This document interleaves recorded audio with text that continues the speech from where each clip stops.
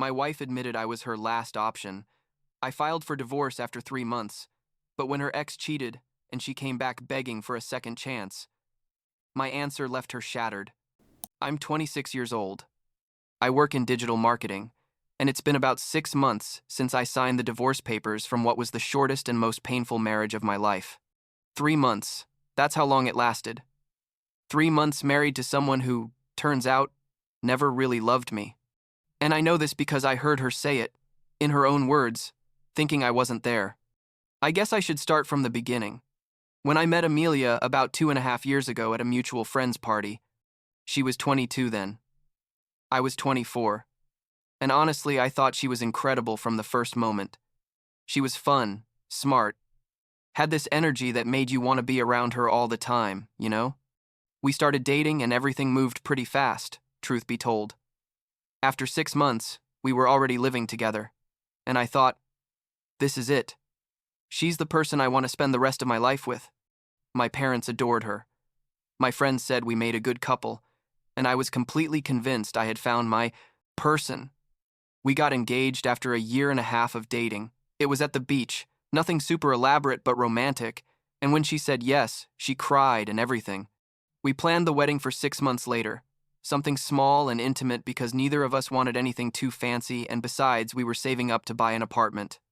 The wedding was nice, like 40 people, in a garden, and I remember when I saw her walking towards me, I thought I was the luckiest man in the world. Looking back, I should have noticed some weird things.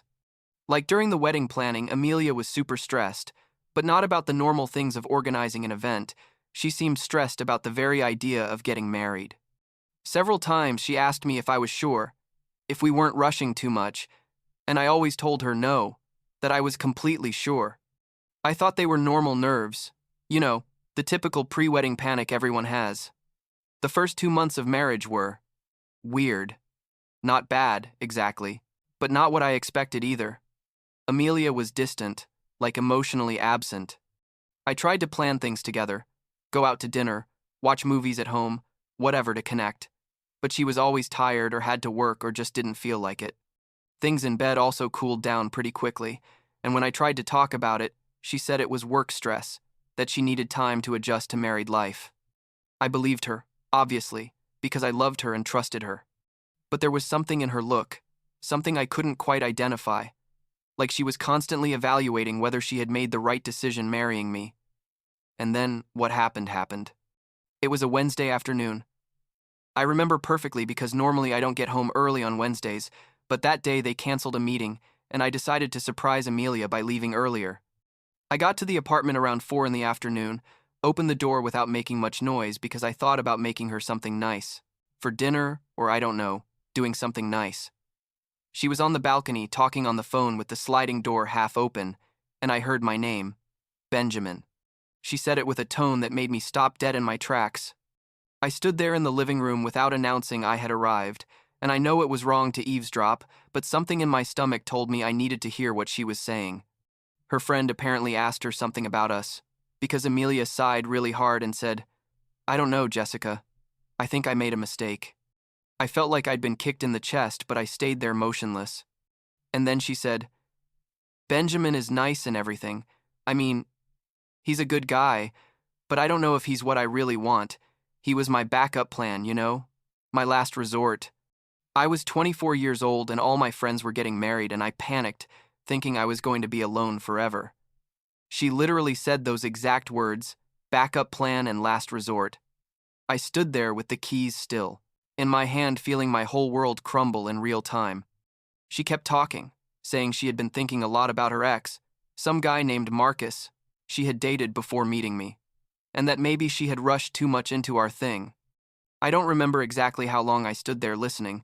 It was probably only a couple more minutes, but it felt like an eternity. When I finally came in all the way and closed the door hard so she'd know I had arrived, she turned around from the balcony with her eyes like saucers. I just looked at her and said, "We need to talk, now." She came in from the balcony, all nervous and pale, and I think in that moment she knew I had heard at least part of the conversation. She sat on the couch and I stayed standing because I literally couldn't sit down. I had too much adrenaline running through my body. I asked her straight out, Am I your backup plan? Your last resort? She immediately started crying and started with the typical speech of, "It's not what you think," but I interrupted her and said, "I heard you, Amelia. I heard you tell your friend you made a mistake marrying me." We spent like 3 hours talking that night, or rather me asking questions and her answering between tears. I asked her if she really loved me and God, I don't know, Benjamin. Those 2 words destroyed me more than anything else she could have said. She explained that when she met me, she was in a very vulnerable moment after breaking up with Marcus, and that I was this stable and reliable person who appeared just when she needed someone. She admitted she never felt that crazy passion with me that she had felt with her ex, but that she thought that was okay. That passion fades anyway, and what matters is finding someone reliable. Basically, she was telling me she chose me because I was the safe and boring option, not because she really wanted me.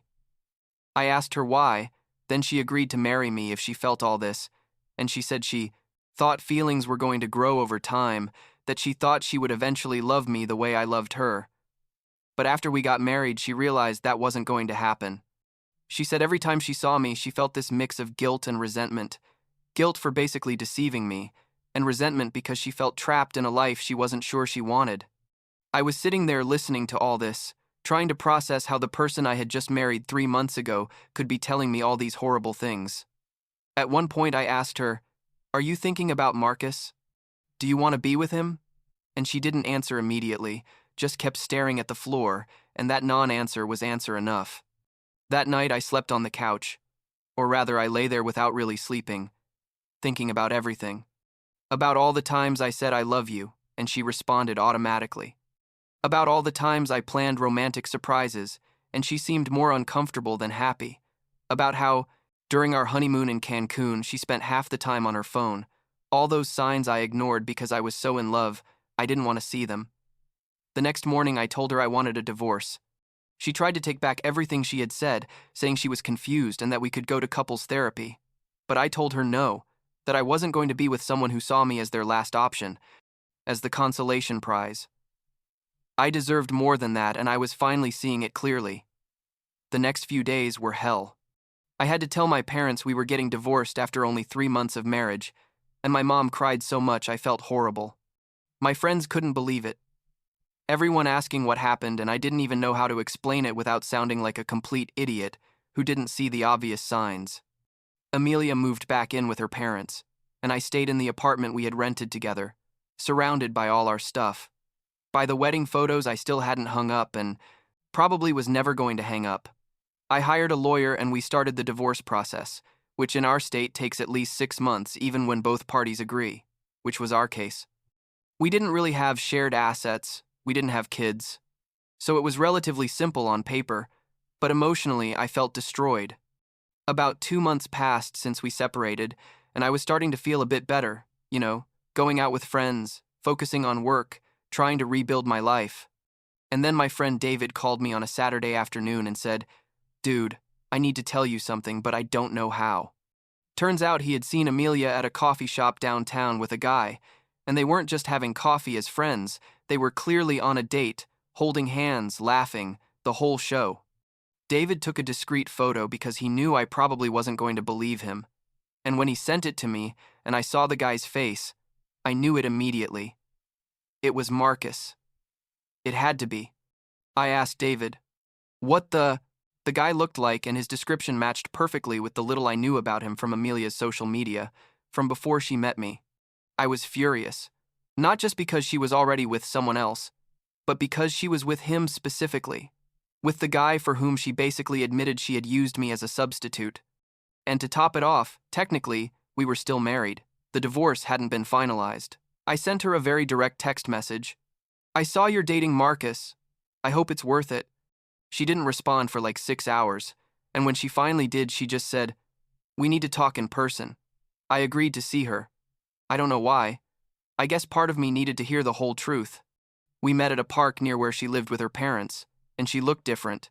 Happier, maybe, and that hurt more than I expected. She confirmed that yes, she was dating Marcus. She told me they had reconnected about a month after our separation, that he had contacted her first, and things just happened. I asked her if she had been talking to him during our marriage, and she admitted yes, that they had started texting each other like 2 weeks before I overheard that phone conversation. It wasn't physical, she clarified, as if that made it okay. But she admitted that emotionally, she was already leaving our marriage before it officially ended. I told her it was incredible, that she hadn't even waited for the divorce to be finalized before running back to the guy she left me for, and she defended herself, saying I didn't understand, that with Marcus she felt something she never felt with me, that spark that was always missing between us. Honestly, I don't know what I expected to accomplish having that conversation.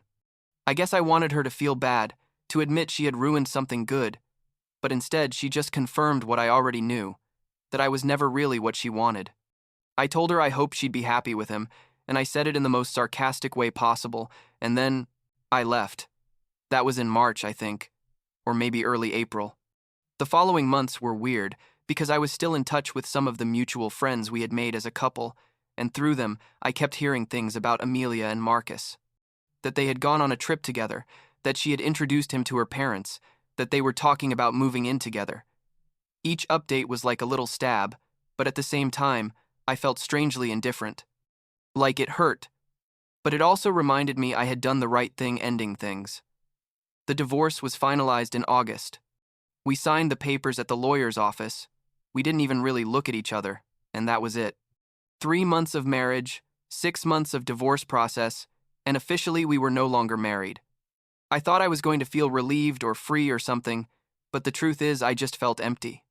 Like I had invested so much time and emotional energy in this person and in this relationship that now simply didn't exist anymore. But I started dating again. Nothing serious, just trying to meet new people and remind myself that not everyone was going to see me as a backup plan. And then, like a month and a half after the divorce was finalized, Amelia sent me a text message. We hadn't talked since that conversation in the park months earlier, and suddenly she writes me, "Can we talk? It's important." I ignored the message for 2 days because honestly I didn't want to know anything about her, but my curiosity finally won and I said, "What's up?" She asked if we could meet for coffee, and I said no. That whatever she had to say, she could say by text or phone. She insisted it was something she needed to say in person, so finally, against my better judgment, I agreed to see her. We met at the same coffee shop where we used to go when we were dating, which was a bit awkward. She arrived and looked horrible. Truth be told. She had red eyes like she'd been crying. No makeup. Hair pulled back in a messy ponytail. She sat across from me and started crying before saying a single word. I just sat there waiting, not trying to comfort her because it wasn't my job to do that anymore. Finally, she took a deep breath and told me, "Marcus cheated on me." She let that hang there for a moment and then continued telling me the whole story. Turns out Marcus had been seeing another woman for like the last month of their relationship, a coworker or something. Amelia found out because the other woman sent her a message on Instagram with screenshots of her conversations with Marcus, including some pretty explicit ones. I don't know how to describe it. Part of me wanted to laugh because karma is real apparently, but another part of me just felt sad for her. Not in the way you feel sad for someone you love, but in the way you feel sad for any human being who's suffering. I asked her why she was telling me this, and she said, "Because I made the worst mistake of my life. Benjamin, you were real. What we had, that was real and good, and I ruined everything to chase something I thought I wanted. Marcus cheated on me just like you said he would, and now I realize what we had was much more valuable than I appreciated." I asked her when all this happened, and she said like 2 weeks ago that they had broken up and that she had been thinking a lot about us, about how things could have been different. And then came what I knew was coming. She asked me if we could try again. She said she had been in therapy, that now she understood her patterns and why she had sabotaged our relationship, that she was ready to truly love me and give us a real chance. She said she knew she had hurt me deeply, but that if I could forgive her, she would spend the rest of her life proving to me it was worth it, that I was her first choice now. I let her finish talking without interrupting her, and when she finished, I stayed silent for a moment, organizing my thoughts. I told her, "Amelia, I appreciate that you came all the way. I'm here to tell me all this. I really do. And I'm sorry Marcus hurt you that way. Nobody deserves that. But the answer is no. She started to interrupt me, saying, "Wait, Benjamin. Let me explain better." But I raised my hand and kept talking. I told her, "You heard me tell your friend I was your last option almost a year ago. You admitted you never really loved me the way I loved you. We broke up, you went straight to the guy you left me for, and now that that relationship didn't work out, you want to come back to me? It doesn't work like that, Amelia. I'm not your safety net. I'm not the person you come back to when your other options fail." She started crying harder and told me it wasn't like that she had really changed, that her feelings for me were different now. I told her maybe that was true. Maybe she really had changed and grown, and if so, I was genuinely happy for her. But that I had also changed, that the last few months had taught me to value myself more, to not accept less than I deserve. I told her I deserve to be with someone who chooses me first, who sees me as their first choice from the beginning, not as the plan they go back to after everything else fails. I stood up to leave and she grabbed my arm, begging me to reconsider, to at least think about it. I gently pulled away and told her, "I wish you the best, Amelia. I really do. I hope you find what you're looking for. But it's not going to be with me." I walked out of that coffee shop and went straight to my car. And honestly, I don't know if she stayed there crying or left immediately, because I didn't look back. I drove home feeling this weird mix of sadness and relief, and something else I can't describe exactly. Sadness for what could have been if things had been different from the beginning. Relief that I had the strength to reject her, and maybe pride in myself for finally putting my needs first. That was about 2 months ago. I haven't heard anything from Amelia since then, and honestly, that's okay. I've been focusing on myself, on my work, on rebuilding my confidence. I started going to the gym regularly, reconnected with some friendships I had neglected during the relationship, and even signed up for a photography course I always wanted to take but never had time for. I still have difficult days where I think about everything that happened and wonder if maybe I should have seen the signs earlier, if maybe I should have asked more directly about her feelings before proposing. But then I remind myself I can't change the past. I can only control how I respond to it. Last week, I was at a barbecue with friends, and a girl asked me about my relationship status. I told her a summarized version of the story, leaving out most of the dramatic details, and she told me something that stuck with me. She said, "Any woman who saw you as her last option didn't deserve to have you as her first." And she's right, I guess. I'm 26 years old. My life is just beginning, and although this chapter was painful and confusing and made me question many things about myself, it also taught me something important. It taught me that self-love is non-negotiable, that being alone is better than being with someone who doesn't fully value you, and that sometimes the right person is simply the one who chooses you the same way you choose them, without doubts and without backup plans.